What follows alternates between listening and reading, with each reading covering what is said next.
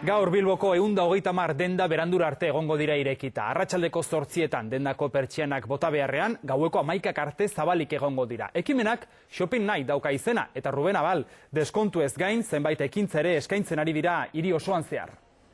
Bai, egun osoan zehar ekimen ezberdinak izan dira kaleetan. Bilbao Zentro elkarteak antolatuta, musika, koreografia, dantzak, asokak, ekintza asko egon dira hiri osoan zehar. Ordu hauetan ikusi dezakezuenez nire atzean interneteko moda blogeroek antolatutako desfile bat ere badago hemen Ertilla kalean. Deskontuak eta promozioak duela ordu erdi hasi dira hemen Bilbon eta eguraldi lagun badirudi jendea apurka-apurka animatzen ari dela erostera, animatzen ari dela. Shopping Night Bilbo ekimen honen helburu nagusia salmentak handitzea da.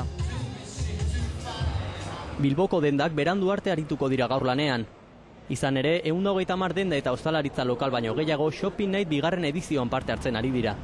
Bilbao Zentro elkarteak antolatutako ekimena da. Bilbon oso giro polita sortzen da eta jendetsua izaten da gaba eta alde aizia pasatzeko eta olozki erosketak egiteko primeran dago iria. Parte hartzen duten dendek hoi baino beranduago itxiko dute, gaueko 11etan hain zuzen. Eta arte igritzen dugu, bai horrez gain oferta berezizek dauz, deskontuek eta gu ganera zozketa bat itzen dugu, gero da musika zuzenien, jatekue, dateko, apurtzu bedanetari jai girue.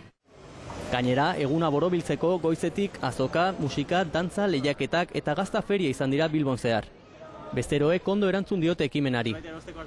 Bueno, erosi de zerbait, eta gero ikusiko dugu, gehiago erosten dugu. Dudarik gabe, erosketak egiteko modu desberdin bat izango da gaurkoa.